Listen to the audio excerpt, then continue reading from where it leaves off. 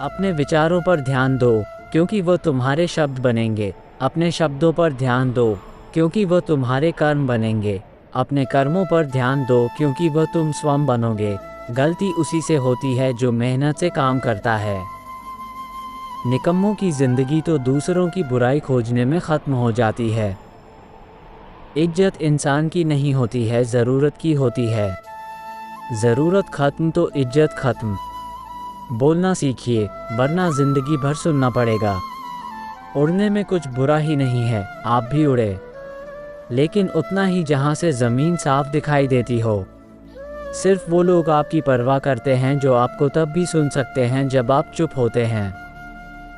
चिंता उतना ही करिए जितने में काम हो जाए, उतनी नहीं कि ज़िंदगी ही तमाम हो जाए। आप अपने शब्दों को चाहे जितनी भी समझदारी से बोलिए, लेकिन सुनने वाला अपनी योग्यता और अपने मन के विचारों के अनुसार उसका मतलब निकालता है। यकीन करो, जो तुम्हें भूल चुका है वो भी याद करेगा, बस उसके मतलब के दिन आने दो। कहानी ज़िंदगी की यही है कि इसमें मनचाहा किरदार नहीं मिलता। ज़िंदगी तो अपने दम पर ही जी जाती है।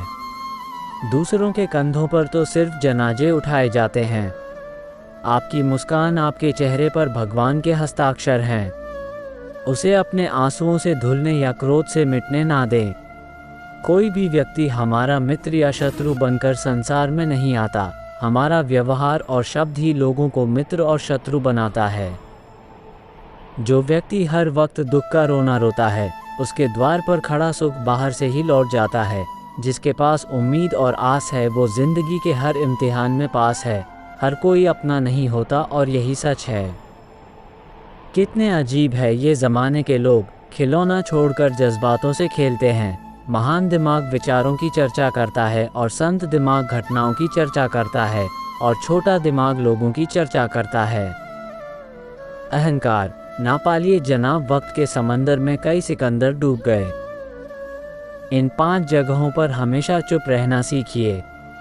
पहला, जहां आपके शब्दों की कोई कीमत नहीं। दूसरा, जहां बोलने के बाद आपको पश्चाताप ना करना पड़े।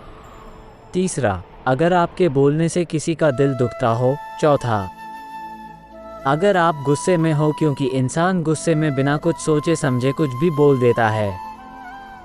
और 5 बार, जहां आपको समझदारी से कोई सुनने वाला ना हो। किसी का कष्ट देखकर अगर तुम्हें भी कष्ट होता है, तो समझ लेना तुम्हारी आत्मा में परमात्मा विराजमान है। सिर्फ सुकून ढूंढिए, ज़रूरतें कभी भी पूरी नहीं होती। ज़िंदगी में सारा झगड़ा ख्वाहिशों का है। ना तो किसी को गम चाहिए, ना किसी को कम चाहिए। जिसके इरादे हमेशा साफ होते हैं। कई बार लोग उसी के खिलाफ होते हैं जो तुमसे तंग आ जाए। उसे छोड़ दो, क्योंकि बोझ बन जाने से याद बनना बेहतर है। झूठ की खरीदारी ज़्यादा दिन तक नहीं टिकती। सच एक ही सही अंत तक साथ देता है। किसी इंसान के आज को देखकर उसके भविष्य का मजाक मत उड़ाओ, क्योंकि समय में इतनी शक्ति है कि वो कोयले को भी धीरे धीरे हीरे में बदल देता है। समय जब फैसला करता है तो गवाहों की ज़रूरत नहीं पड़ती। इंसान का काम तमाम करने वाला शब्द है। कल करूँगा, ना तो अधिक बोलना अच्छा है, ना ही ज़रूरत से ज़्यादा चुप रहना। जैसे बहुत अधिक वर्षा होना भी अच्छी बात नहीं है, और बहुत अधिक धूप भी अच्छी नहीं होती।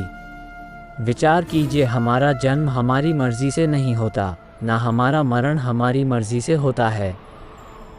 इस जन्म मरण के बीच में होने वाली सारी व्यवस्था हमारी मर्ज़ी से कैसे हो सकती है? ज़िंदगी में हर मौके का फ़ायदा उठाओ, पर किसी के मजबूरी करना है। अगर ज़िंदगी मौका देती है तो धोखा भी देती है। ज़िंदगी की सबसे अच्छी दवा है ज़िम्मेदारी। एक बार पी लीजिए साहब, ज़िंदगी भर थकने नहीं देगी। जीवन में प्रयास सदैव कीजिए। लक्ष्य मिले या अनुभव, दोनों ही अमूल्य हैं। ज़िंदगी में तकलीफ़ें तो हवा के झोंकों सी होती है, जो आती है और चली जाती है, पर यह जब जब आती है तो सभी के नकाब उतार कर जाती है। जो आपने सोचा है ज़रूरी नहीं कि वो मिल जाए, मगर जो भगवान ने सोचा है वो आपको ज़रूर मिलेगा। इंसान कर्म करने में अपनी मनमानी कर सकता है, मगर फल भोगने में अपना वो होता है जिसके साथ बातें खुलकर की जा सके, ना कि संभल कर। मनुष्य अहंकार और गलत फहमी के कारण महत्वपूर्ण चीज़ों से दूर रहता है। गलत फहमियाँ सच नहीं बताती और अहंकार सत्य को देखने नहीं देता। अगर आपके साथ ज़िंदगी खेल रही है तो आप निश्चित ही एक बेहतरीन खिलाड़ी होंगे। ज़िंदगी का काम है ठोकर मारना, बिखरना है या निखारना है, ये तो आप पर निर्भर करता है। आज तुम्हारे जीवन में कितनी मुसीबतें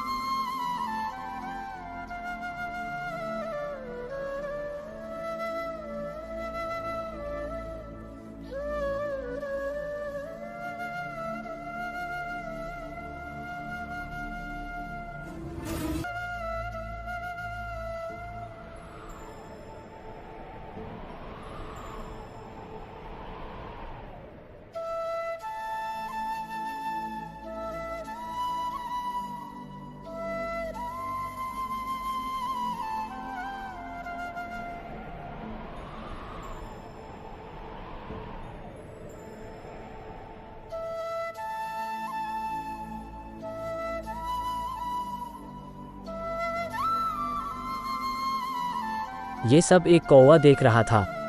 उसने चिड़िया से कहा कि तेरे पानी डालने से कुछ होना तो था नहीं, फिर ये क्यों कर रही थी? चिड़िया ने कहा, मेरी पानी डालने से कुछ हुआ ये नहीं हुआ, लेकिन मुझे गर्व है कि जब इस आग की बात होगी तो मेरी गिनती आग बुझाने वालों में होगी, तेरी तरह तमाशा देखने वालों में नहीं। एक बार एक किसान अपने खेत में काम कर रहा था। खेत में काम करते करते किसान की घड़ी खो गई। कुछ साल पहले ये घड़ी किसान को उसके पिताजी ने दी थी, इसलिए वो घड़ी उस किसान के लिए बहुत कीमती थी।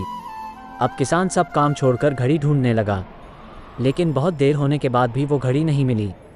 तभी किसान ने पास में खेल रहे बच्चों को बुलाया और उनसे कहा, बच्चों, इस खेत में मेरी घड़ी घूम गई है। मैं बहुत देर से घड़ी ढूंढ रहा हूँ। तुम में से जो मेरी घड़ी ढूंढने में मदद करेगा, मैं उसे एक इनाम दूंगा। इनाम के उत्साह में सब बच्चे उस घड़ी को ढूंढने में लग गए, लेकिन इतने बड़े खेत में छोटी सी घड़ी ढूंढना बहुत ही मुश्किल काम था। कुछ घंटों बाद सब बच्चे जाने लगे। किसान ने भी अपनी उम्मीद छोड़ दी, वो भी घर जाने की तैयारी कर रहा था। आखिर में एक बच्चा किसान के पास आया और बड़े शान से कहा कि सब बच्चे चले गए, बस मुझे थोड़ी देर और घड़ी ढूंढने दीजिए। किसान ने कहा, ठीक है, मैं कुछ देर बाद आता हूँ, तुम देखो जब तक घड़ी मिलती है या नहीं। किसान जब 20 मिनट बाद आया तब बच्चे के हाथ में घड़ी थी। किसान आश्चर्यचकित हो गया और बच्चे से पूछा, कितना जल्दी तुमको घड़ी कैसे मिल गई? बच्चे ने कहा, सब जा चुके थे। अब इतनी शांति थी कि मैं धीरे धीरे पूरे खेत में घूमकर आवाज़ सुनने लगा। जैसे ही शांति में मुझे आवाज़ सुनाई दी, वैसे मुझे पता लग गया कि घड़ी कहाँ पर है। दोस्तों, ये कहानी शांत दिमाग का बहुत ही बढ़िया उदाहरण है। जब हमारा दिमाग शांत होता है, हर बड़ी चिंता खत्म हो जाती है और आसपास का जोर भी खत्म हो जाता है। तो हमारा दिमाग अपने आप काम करता है और हमें सही दिशा दिखाता है।